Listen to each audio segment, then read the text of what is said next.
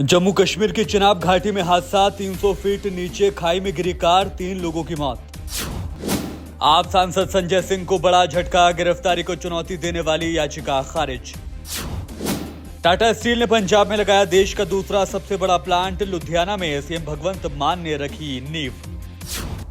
निठारी कांड पर फैसले के खिलाफ यूपी सरकार। डिप्टी सीएम केशव प्रसाद मौर्य का बयान बढ़ाएगा अपराधियों की मुश्किलें। मध्य प्रदेश में टिकट न मिलने पर कांग्रेसी नाराज, जलाया अपने ही प्रत्याशी का पुतला, लगाए गंभीर इल्जाम।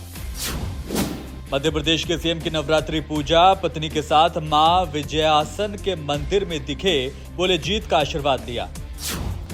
रेड डालने गई पुलिस पर स्मगलर्स ने छोड़े कुत्ते, माल लेकर भागे, एक को मारनी पड़ी गोली।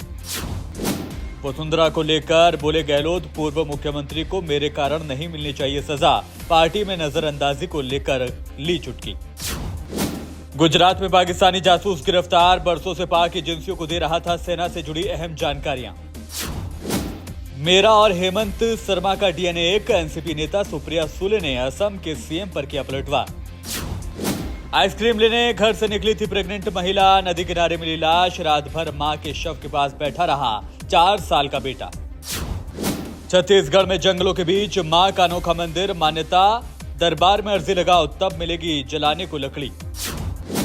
हरियाणा में बीच सड़क आग का गोला बनी बस, लपटे देख सवारियों में मची चीख पुकार, आसमान में छाया काला धुआं।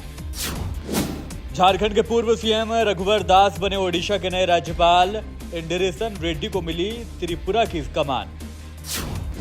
देश भर के लिए मिसाल बने झारखंड के पिता, बैंड बाजा के साथ ससुराल से कराई बेटी की घर वापसी।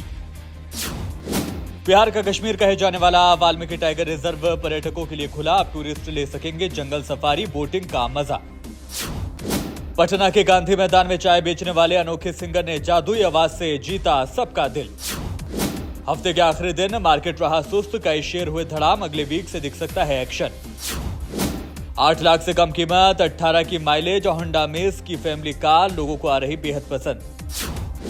3 कैमरे, 120 वॉट की चार्जिंग, 24 जीबी रैम के साथ IQ का नया फोन रिलीज।